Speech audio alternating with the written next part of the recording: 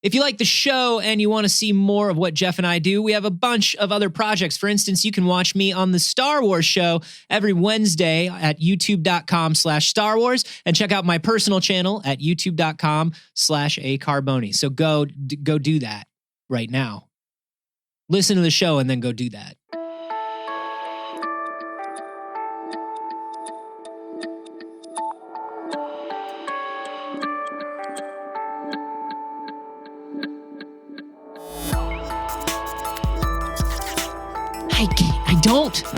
I don't. I may never read a comic book again. This is so hard. What?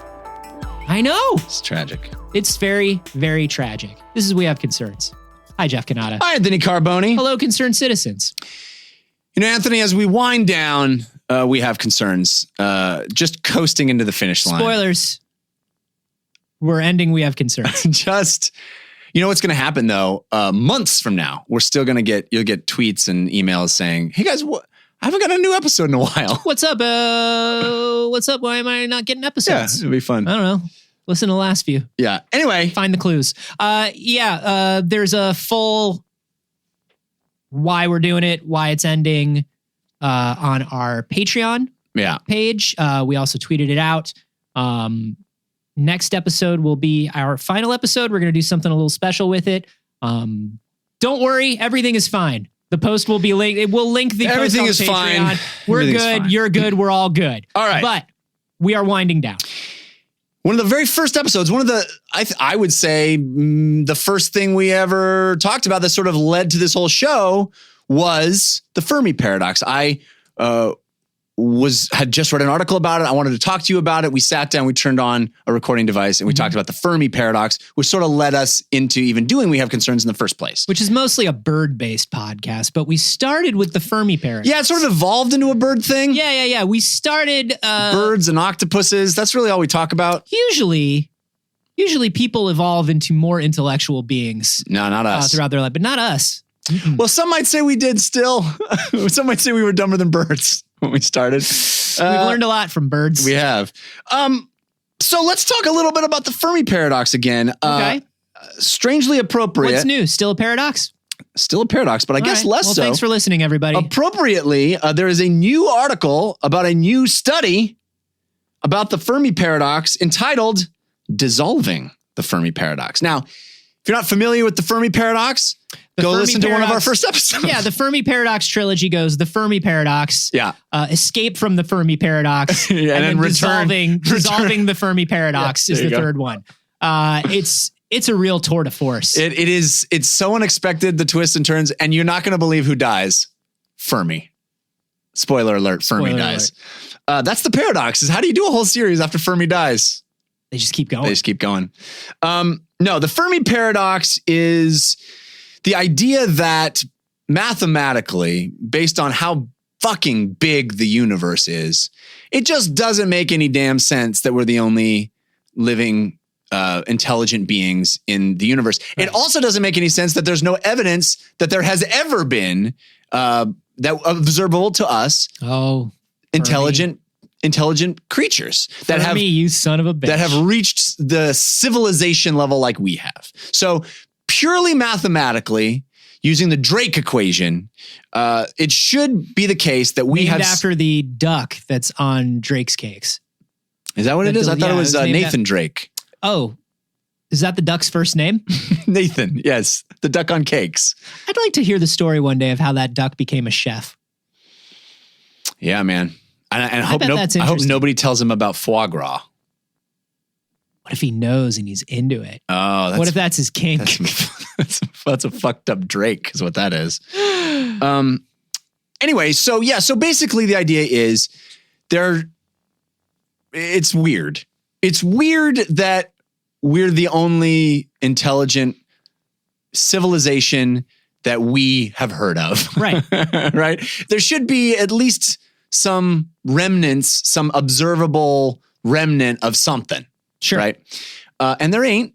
So what's the deal? What's up with that? Yeah. Great question.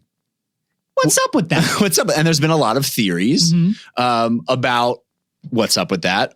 Part of them is once a civilization gets to the level where they can finally broadcast any evidence of themselves beyond their origin planet, something bad happens. Yeah. Once you get to that level of technological complexity, you basically kill yourself. This is the great filter. Right. The great filter is the idea that any civilization that gets sufficiently advanced destroys itself. Right. Dun, dun, dun. So, I feel like we're getting there. Yeah, it's pretty close. We're getting there. The Great Divide is getting closer every day. Woo. Or the Great Filter, I should say. So the Drake equation. What is the Drake equation? Drake equation is the famous equation. It's Dr. Frank Drake in the 60s. Mm-hmm. These are hypothetical values that he put on the vastness of the universe, the propensity of life to exist in the universe. Mm-hmm. Of course, not measurable things. These are estimates.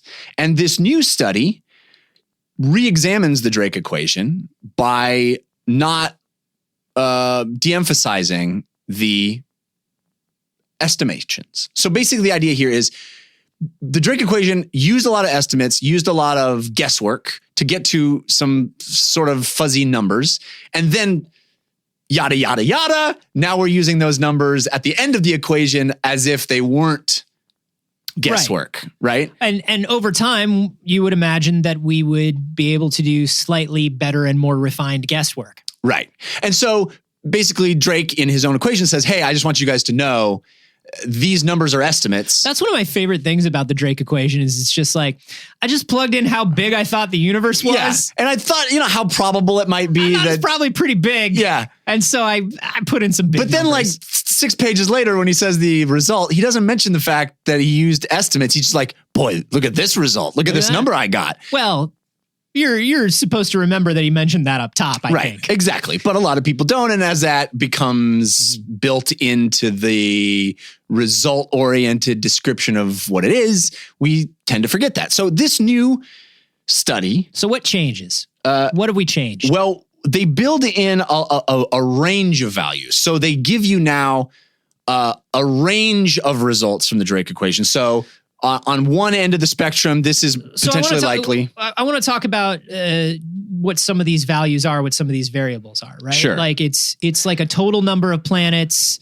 right? It's like I'll run it down. So here it is. So the number of civilizations in our galaxy that we might be able to communicate is determined by multiplying the average rate of star formation in our galaxy, the fraction of those stars which have planets, the number of planets that can actually support life, the number of planets that will develop life, the number of planets that will develop intelligent life, and the number of civilizations that would develop transmission technologies. So once we get beyond a certain point, once we get beyond observable planets that can support life, we are essentially making shit up. Yeah, we're using probability and a statistical analysis of what we can observe and trying to draw conclusions that are complete guesswork. Which is interesting because it's like, okay, we're assuming that for every X number of planets that can support life, Y number of planets actually does. Right. So that's the thing is it becomes exponentially more and more estimation and guesswork as we go on. Right. But even one of those concrete numbers now, I would imagine, is one of the first ones that's going to change, which is number of planets that we can observe that can support life. Right. Because we have in the last 20 years found, even though we've only found a few, that's exponentially more than we knew about a couple decades Exactly. So basically what we're saying is we know of one planet that has created life and civilization, us, based on how not much to brag. Right. Based on how much we can see, we are one in whatever that number is we can see. Right. So what we do is we go, okay, well, if there's one in that, then we know that is way, way bigger. There should be more than one. We'll multiply that by known galaxies. Exactly. Yeah, exactly. But we found a couple more planets where we're like, oh, potential. That's probably a life-supporting planet. Sure. Which actually makes things worse. There's a Walmart on it. When you think about clearly people are getting shit.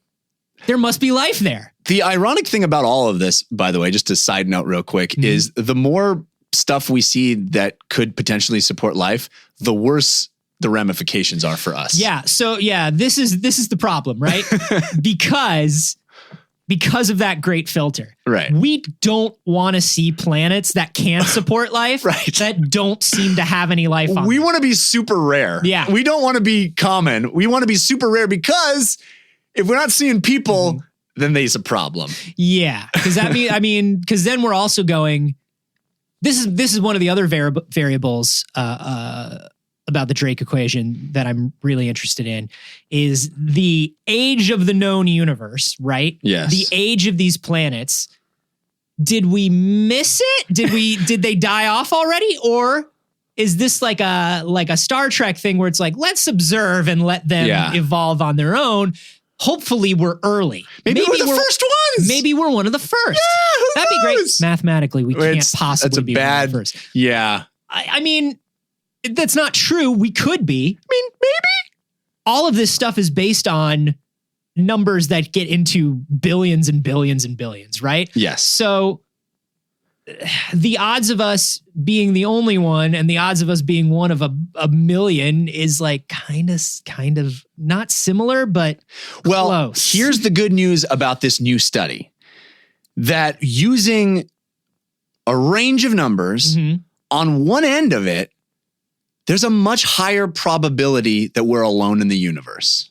Hey! So that's actually good news. No one's coming to save us. Kind of a bummer on that sense. Kind of a bummer for our cool, like, Star Wars / Star Trek vision of the future where there's lots of different races and species all hanging out and high-fiving and maybe boning down. Jeff, can I tell you what I've always hoped? For the boning down? Well, number one, for the boning down. Yeah. If you look at my wife and I have our lists, you know, yours are mine is just like number 5 is just like any sentient alien being. You know what I mean? That's a pretty wide swath she let you put on there. It's a wide swath. Yeah. But it's also like mathematically it's not the least likely because but it's unlikely. I think it's cool that she lets you put categories at all. I mean, just that one. You can't just be everybody else has Bond to be girl. A real person. Everybody else has to be a real specific person. Anyone who's ever appeared in a Victoria's Secret catalog. Yeah. Or I feel like is pretty enough. Yeah, anyone who appeared in a Victoria's Secret catalog. Anyone who would have me. Yeah. That's on my list. And you know what? She's like, fine. Yeah. She's like, those odds are low. I'll take that. I'll take that bet. Anyone that'll have you, go ahead. Good luck, buddy. Why don't you put on some cologne? I wish you all the best, she says. But no, I was going to say that the one thing that do you remember? And even I was a little young for this, but it was on in reruns, and my dad was really into it, so I was really into it. The Greatest American Hero. Oh, fucking love that show. The Greatest American Hero. Fucking love that show. A substitute teacher. Yeah. Takes a class full of degenerates and delinquents on a field trip into the desert. Yeah, baby. For whatever. As you do. As you do. They let a substitute number 1 lead a field trip. Mr. Hinckley. Ralph Hinckley. Yeah. And he drives this bus out into the desert. Yeah. The bus mysteriously shuts down. Mm-hmm. Aliens show up. Give him a suit. They give him a super suit. They give him an instruction booklet on how to use it. And he loses it. Well, the first thing he does with the instruction booklet is the suit can do lots of things. Super suit. He shrinks himself down to the size of a particle of sand. He sets the instruction booklet down on a giant boulder, which is really just a particle of sand. And then he says the thing to make himself big again. Leaves the book. Book down there. So, classic super mistake. So the whole deal is, there is an FBI agent that was supposed to have the suit and also loves dog treats and like got there late. Yeah. And the aliens mistook this teacher for the FBI agent. Right. And the suit bonds to the first person who wears it. It's a security measure. That's right. And now this FBI agent has to teach this like wingding fucking flighty hippy dippy Mr. Hinckley to be a superhero. Yeah. And they have no instructions on how to do it. No instructions. He doesn't even know how to fly. And every time they show him flying, he flies the wrong way. Like he's flying upside down. He's waving his arms around. Yeah, it's hilarious. Anyway, that's honestly the one future that I was hoping would happen. The Greatest American Hero future? The Greatest American Hero future where I am randomly out in the nature. Yeah. some sort of the nature. With your class of students? No. I'm not a good person like Ralph Hinckley. I would never be a substitute teacher. That tracks. But I'm out alone, maybe avoiding people. Mm-hmm. Maybe I'm on the run from the law. I don't know. It depends. There are a lot of possible futures. That's what we're talking about. And the aliens come and they give me a suit. But if the Drake equation isn't working, I don't get my suit. You don't get your suit. I do not get my suit. The good news is we're probably, there's a 30% chance based on this new fuzzy numbers that we are alone in the universe. That's pretty good. That's, basically 1 in 3 that we are okay, that we're not part of some pattern of civilizations that have wiped themselves out. Mm-hmm. We're just the first and only ones. Okay. That's all right. Less bad. Now, what are no Greatest American Hero suits. No Greatest American Hero suits. So that's what I don't like about this one. Yeah. The other thing I don't like about this one is, what does that mean the chances are that we are and will eventually become part of some sort of...